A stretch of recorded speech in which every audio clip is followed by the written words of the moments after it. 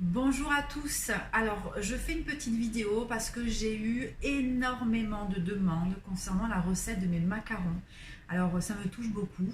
Je ne suis pas une professionnelle, je fais avec ce que j'ai, mais voilà, je me suis dit que j'allais vous faire une petite vidéo, c'était beaucoup plus simple que de vous écrire la recette, en sachant que j'ai des amis, des personnes sur les réseaux sociaux que je ne connais pas, et que j'ai déjà fait 2 ateliers à la maison, mais que je ne vais pas pouvoir tout le temps les faire. Donc, je me suis dit voilà qu'une petite vidéo, ça pouvait être sympa.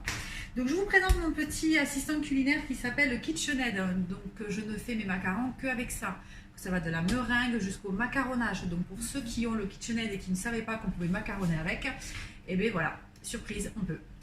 Pour ceux qui n'ont pas le KitchenAid, c'est tout à fait possible avec un simple batteur électrique et après des bons bras pour macaronner.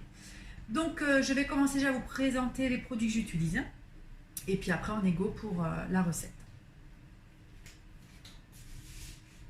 Ah oui, alors. Non. Alors, donc déjà, il vous faut plaque en silicone. Moi j'utilise ça. Elles viennent de chez Demar. Je vous mettrai les coordonnées. J'ai une copine qui est conseillère, donc n'hésitez pas à commander aussi auprès d'elle. Mais ça peut très bien aussi fonctionner sur une plaque sulfurisée, hein, ça fonctionne aussi. Mais je trouve que c'est sympa parce que là, il y a les gabarits. Et donc, on peut faire des macarons uniformes et de la même grosseur. Voilà. Ensuite, comme je disais tout à l'heure, mon KitchenAid. Après, ça c'est une maryse aussi que vous pouvez trouver chez De Marle. Voilà. En ingrédients, donc on part sur de la poudre d'amande. Alors moi je prends la poudre d'amande, celle-ci Sun. Donc je l'achète chez Intermarché par exemple. Et elle est assez fine. Donc je la trouve pas mal. Ensuite, du sucre, hein, basique. Hein. Du sucre glace, pareil, ça je le trouve chez Intermarché, mais je pense qu'on peut le trouver ailleurs. Donc, ce sont du sucre glace à pâtissier. Donc, ça, c'est pour les ingrédients. Donc, ça, poudre d'amande, sucre glace pour le temps pour temps, le sucre semoule pour monter la meringue. Et ensuite, il nous faut du blanc d'œuf. Ah ah, mais le blanc d'œuf, moi, je ne l'utilise plus. Maintenant, moi, j'utilise du blanc séché. Donc c'est à diluer dans de l'eau, je vais vous montrer.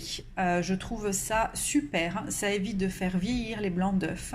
Si vous avez envie sur un coup de tête de faire des macarons, et bien là vous pouvez. Donc je trouve ça génial. Ceci je le trouve chez Cook Shop à Portet-sur-Garonne, donc à Toulouse. Mais je pense dans tous les cook shops, vous pouvez les trouver dans toutes les régions. Il y a même un site internet où on peut les commander. De tête, je ne connais pas le prix, mais je pourrais vous le mettre en commentaire.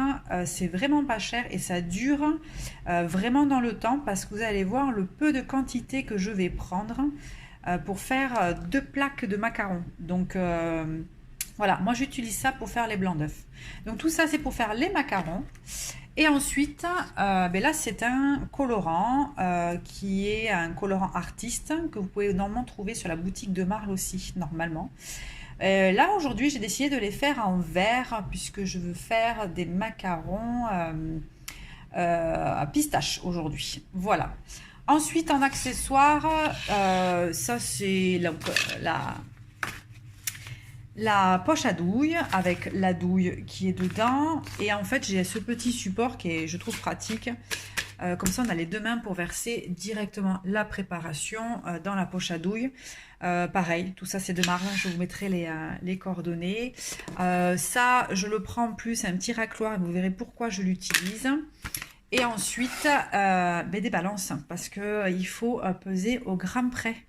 Avec cette grosse balance qui vient d'Ikea, comme vous pouvez le voir, là je pèse tout ce qui est poudre d'amande et sucre glace et le sucre semoule pour faire ma meringue. Et cette petite balance que j'ai achetée directement sur Amazon, et celle-ci me permet de peser au gramme près le blanc d'œuf séché, puisque je suis vraiment sur un gramme près. Et il ne faut pas se tromper. Voilà, donc voilà pour les accessoires. Donc les deux plaques de macarons, la poche à douille, les balances, mon KitchenAid et après tous les ingrédients qu'il faut. Voilà, donc on va commencer la pesée des poudres d'amande et sucre glace. Alors voilà, donc là j'ai mis donc 63 grammes de sucre glace et 63 grammes de poudre d'amande. Donc moi, la poudre d'amande que j'achète Sun, je trouve qu'elle est bien fine, donc il n'y a pas besoin de la mixer. En sachant que le risque de mixer une poudre d'amande, c'est de la mixer de trop et que ça fasse de la pâte.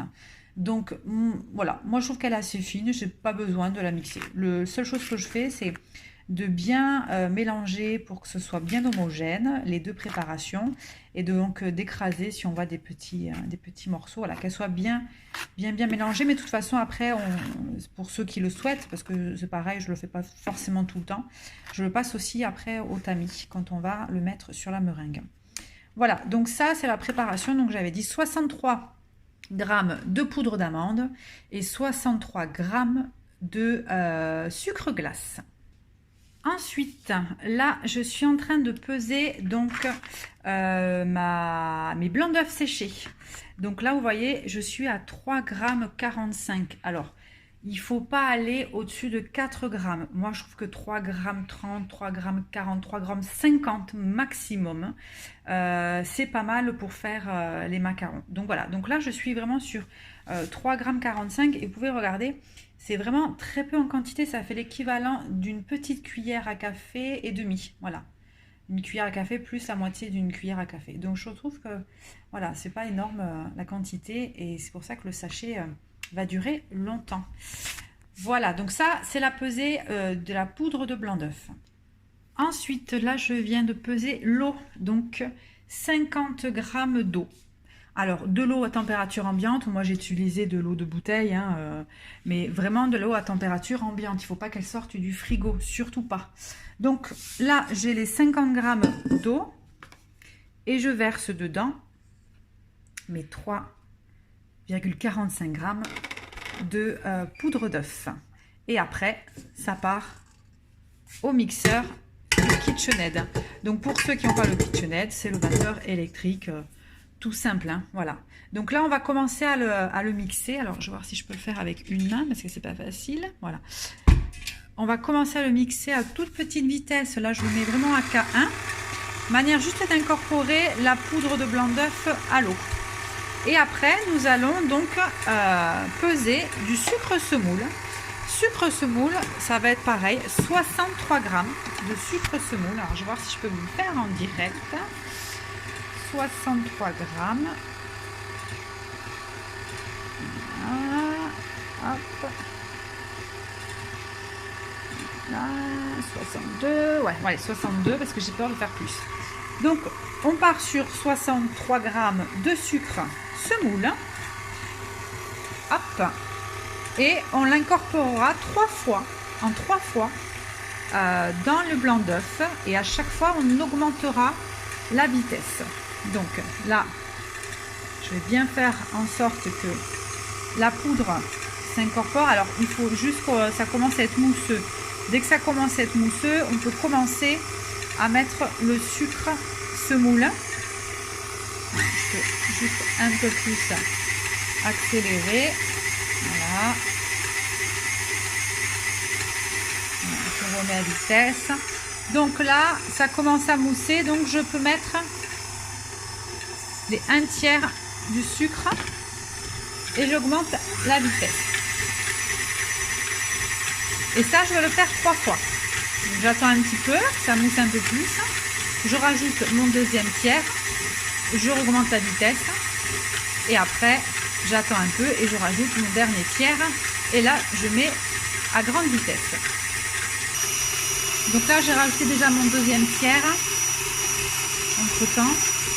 Donc là, vous voyez, ça mousse bien. Et donc là, je vais pouvoir ajouter mon dernier tiers. Voilà. En augmentant la vitesse. Donc la meringue va commencer à monter. Et c'est à ce moment-là qu'on met le colorant. Donc le colorant, je vais vous montrer, c'est vraiment très peu. Après, ça dépend de la couleur qu'on recherche. Mais c'est pas la peine d'en mettre des tonnes. Un colorant en poudre. Alors vous voyez, ça monte et on laisse bien prendre la meringue. Donc si vous faites avec un batteur électrique, c'est exactement pareil. Donc là, au mix. Donc le colorant, voilà, j'ai pris une pointe de couteau. Vous voyez, la meringue commence à monter. Je mets le colorant. Et j'attends, j'en remets si je veux que ce soit plus foncé. Donc je pense que je vais en remettre un peu.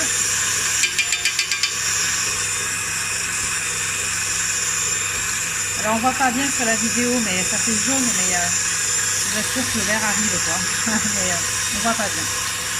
Donc là on mixe le plus longtemps possible. Et je vais vous montrer à quel moment il faut s'arrêter. Donc là pour l'instant je laisse monter. Alors là j'ai arrêté de mixer. Je vais vous montrer. Alors, si j'y arrive, la meringue. Donc là, vous voyez, elle coule un peu quand même. Alors, c'est pas trop vu parce que sur le coup, mais là, elle coule encore. C'est pas tout à fait. Hop, vous voyez là, hop, ça coule un peu. Donc, on va encore mixer. Il faut vraiment que ça fasse le bec de perroquet. Je vais vous montrer vraiment à quoi ressemble le bec de perroquet. Donc là, je renvoie au mixeur, mais pas longtemps là, parce que c'est presque prêt.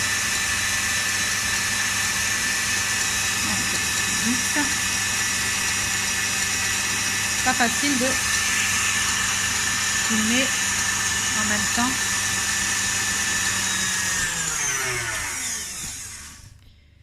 Là, voyons. Tac, vous voyez? Voilà, là ça coule plus du tout. Là, ça me fait vraiment le bec de perroquet. Donc si je sors le... Voilà.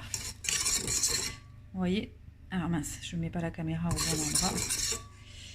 Clac, voilà, là j'ai le bec de perroquet. Donc là, on a une très très jolie meringue. J'ai fait le contour parce qu'il y avait un peu de colorant qui est resté sur le côté. Et hop, voilà, j'ai ma meringue. Voilà, là l'étape de la meringue. Ensuite, donc nous avons l'étape de verser la poudre d'amande et le sucre glace dans la meringue, en sachant que on peut très bien mettre directement la poudre d'amande et le sucre glace directement dans la préparation sans forcément les tamiser. C'est juste qu'ils seront peut-être moins lisses, mais je vous dis, la poudre d'amande que j'ai, elle est tellement lisse qu'honnêtement je le fais pas à chaque fois. Là je le fais pour que vous restiez un maximum vos macarons, hein, mais honnêtement moi ça m'arrive très souvent de pas le faire. Donc et mes copines à qui j'ai fait les ateliers vous le diront, puisqu'on ne l'avons pas fait. Bref, là je verse, sans faire de bêtises, ma poudre d'amande. Alors il me reste dans le truc, hop, là, et donc ben là il faut tamiser, hein. Voilà, j'ai tout tamisé, les 3/4, hein, parce que c'est un peu long sinon. Hop, je remets donc mon robot sur son socle, voilà.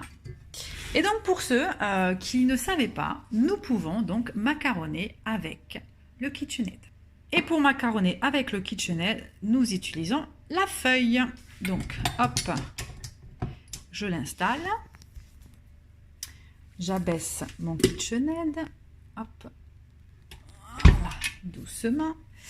Et donc, je vais le mettre en petite vitesse, en vitesse 1. Donc, ça incorpore la poudre d'amande et la meringue. Pas longtemps. Je stoppe et je vais prendre ma maryse et je vais attraper toute la poudre d'amande et le sucre glace qui reste sur le côté pour être sûr que tout soit bien homogène au niveau du mélange. Voilà, j'ai enlevé toute la poudre d'amande et le sucre glace qu'il y avait autour et je reprends une deuxième fois, toujours en vitesse 1, hein, pas la peine d'aller trop vite. Donc là, je le fais toujours pas longtemps. J'attends un peu, hop, j'arrête. Et là, pareil, je reprends ma maryse et je vais encore refaire le tour une autre fois. Voilà. Et allez, une dernière fois. Toujours pas longtemps. Alors, pour ceux qui n'ont pas le KitchenAid, donc faire le macaronnage, eh bien, il faut le faire à la main. Et en fait, il faut y aller, il faut fouetter, il faut taper, il faut l'écraser. Il y a des très bonnes vidéos sur YouTube qui montrent le macaronnage à la main. Vous verrez, hein, il faut un bon bras. Et vu que j'ai pas de bon bras, eh bien, je prends la facilité et mon KitchenAid m'aide beaucoup. Voilà, alors on va regarder si nous avons bien le ruban, qui veut dire que nous avons bien macaronné. S'il n'y a pas de ruban, je vais vous montrer à quoi ça ressemble, ça veut dire qu'on n'a pas assez macaronné et il faut macaronner un petit peu plus. Et il faut faire attention aussi de ne pas trop macaronner, parce que si on macaronne trop, la pâte va être trop lisse et quand vous allez pocher, ça va s'écraser. Donc vous n'aurez pas forcément des macarons assez épais, quoi. Voilà. Alors, voilà, donc je l'ai enlevé du batteur. Donc si je prends ma préparation, vous verrez que ça me fait un espèce de ruban. Alors c'est pas facile parce que là, avec une main qui tient le téléphone, vous voyez, ça fait un ruban. Voilà, hop. Donc ça veut dire que c'est bien macaronné, suffisamment du moins. Et que je vais éviter de trop remacaronner pour pas la rendre trop liquide. Voilà. Et pour le macaronnage à la main, oui, voilà, il faut écraser la préparation, la retourner, écraser. Voilà, regardez des vidéos sur YouTube, franchement, il y en a plein. Mais voilà, moi, je ne le fais pas parce que j'ai la chance d'avoir ce robot et qu'il ça le fasse. Donc, voilà. Donc là, maintenant, ce qu'on va faire, on va transvaser donc l'appareil dans ma petite poche à douille. Alors, je vais quand même vous montrer une petite astuce parce que là, si on verse directement dans la poche à douille, ça va tomber dans le trou. Et le but, c'est qu'on fasse une petite clé au niveau de la douille pour éviter que la préparation coule dans la boîte. Vous allez voir. Alors, donc, par la clé, en fait, je prends ma poche à douille. Alors, c'est une poche à douille qui est jetable. Donc, l'avantage, c'est que c'est lavable. Qui n'est pas jetable, justement. Donc, elle est lavable et on peut s'en resservir. La petite douille, donc, que je mets directement dans ma poche. Et après, là, je tourne, comme ça. Et j'enfonce. Comme ça bloque, ça fait une clé. Et ça évite que la préparation tombe. Et après, j'ai plus qu'à la mettre dans mon support. Clac. Et ce qui fait que là, ça ne pourra pas se vider. Alors c'est ma fille Manon qui filme. J'espère que la vidéo sera bien filmée parce que pour le coup, je ne vois pas ce qu'elle fait. Donc, je verse mon appareil directement dans... Hop. Et vous voyez là, j'ai les deux mains de libre. Alors ça, je vous dis, c'est top. Hop. Après, ça peut fonctionner aussi avec des grands verres à bière aussi. Ça peut fonctionner. Voilà. Voilà, c'est une petite astuce que j'avais achetée chez Demarle à l'époque où j'étais conseillère. Et ça me servait bien. Donc on prend bien tout avec la maryse. C'est l'avantage des marises, c'est qu'on peut bien tout récupérer dans le bol. Hop. Et je mets tout là, comme ça. Voilà. Alors, merci Manon de m'aider. Donc là, on a mis donc, la préparation dans la poche à douille. On prend la poche à douille. Alors, j'ai oublié de vous préciser en début de la vidéo, mais il faut préchauffer le four. Voilà. Là, moi, je l'ai préchauffé à 150. C'est bon, maintenant, c'est pas la peine de le montrer. À 150, mais après, il y en a, ça dépend de vos fours. Donc, il faudra vraiment faire des tests sur vos propres fours. Donc, vous voyez, ça coule pas pour le coup. Donc ça, j'en ai plus besoin. Hop, j'enlève la clé. Et après, voilà à quoi va me servir ma petite spatule. Je mets ma préparation comme ça. Et en fait, avec la spatule, c'est bon Manon, tu arrives à filmer? Oui. Avec ma spatule, j'amène tout. Parce que moi, je ne veux rien perdre. Donc, je racle pour tout pousser. Ensuite, une fois que j'ai fait ça, on va chasser l'air. Donc, je prends ma main comme ça. Je la prends comme ça, ma poche à douille. Je la verrouille. Et une fois que je l'ai comme ça, j'ai plus qu'à tourner et ça va chasser l'air qu'il y a dans la poche à douille. À partir du moment où j'ai le petit qui commence à sortir. Et là, on peut pocher. Donc là, on y va maintenant. Je poche. j'appuie légèrement, je centre, hop, et je coupe. J'appuie légèrement, je centre et je coupe. J'appuie. Alors c'est vraiment un coup de main à prendre. Mais ça va vite, une fois qu'on s'y entraîne. Bien se mettre en haut et pas sur le côté. En haut, on appuie légèrement. Hop. Alors moi je fais ma petite vrille, mais il y en a qui le font pas. Hein. Mais moi je le préfère. Hop, j'appuie et genre. Voilà, et ça on le fait sur les 2 plaques. Je peux couper là. Alors voilà, donc là ça y est, j'ai poché les macarons. Hop, donc là, le petit dernier, j'ai pas pu en faire. Hein. Là il est tout petit. Voilà, donc il n'y a pas besoin de faire croûter, comme on dit, les laisser sécher, c'est des bêtises. On peut tapoter la plaque si on a des fois, comme là, hop, alors, voilà, je monte mon doigt, comme là, le petit bouton mais bon, moi je le fais pas parce que en fait au final, une fois qu'on les a fait, ils retombent un peu, donc voilà, si vraiment ça le fait trop, c'est que vous n'avez pas assez macaronné. Donc voilà, donc là, j'ai plus qu'à mettre au four. Alors personnellement, moi je le mets une plaque dans le four, je ne mets pas les 2. Je ne prends pas le risque. Donc je vais mettre la première plaque. Donc moi je l'ai mis en température du four à 150. Mon palais, ça m'est arrivé de le faire à 170 moi avec mon four. Donc c'est vraiment... propre à votre four. Voilà, il faut qu'il y ait un four qui soit propre, qui n'ait pas eu du jus qui a coulé dedans, qui pourrait créer de l'humidité, parce que sachez que les macarons n'aiment pas du tout l'humidité. Donc évitez de faire la vaisselle à côté, par exemple, ou d'ouvrir grand les fenêtres quand il pleut. Voilà, il faut surtout éviter l'humidité pour pas que les macarons y craquellent. Voilà, donc là, je mets au four et je vous reprends après. Voilà, donc là j'ai mis au four pour une durée de 12 minutes et donc normalement au bout de 3 minutes à peu près je crois, on commence à voir la collerette, donc on verra, suspense là.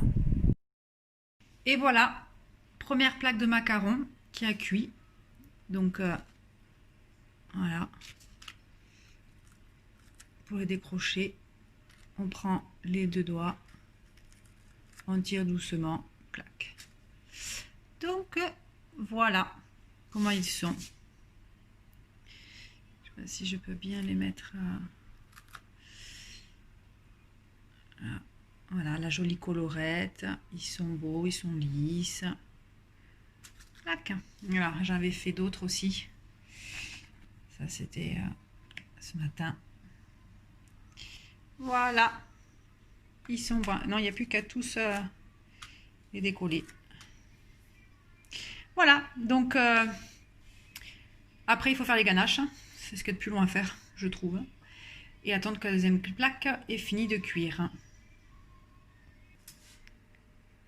C'est bon? Oui. Ah, merci Manon. Allez, voilà. Donc là, mes macarons sont finis. J'ai plus qu'à préparer la ganache. Et je vous les mettrai en photo. Donc je pense que je vais faire une ganache, j'avais dit au pistache, à la pistache. Donc, je vous mettrai aussi la recette de la ganache si elle est bonne. Voilà, faut que je teste d'abord. Voilà, donc j'espère que cette vidéo, ces vidéos vous ont bien aidé, que vous allez faire des super macarons. Donc je vous rappelle les bases. Évitez d'ouvrir les fenêtres s'il pleut, pas de vaisselle à côté. Ensuite le four il doit être propre. Qu'est-ce que je peux rajouter de plus? Il faut faire plusieurs tests, ça va pas forcément marcher du premier coup.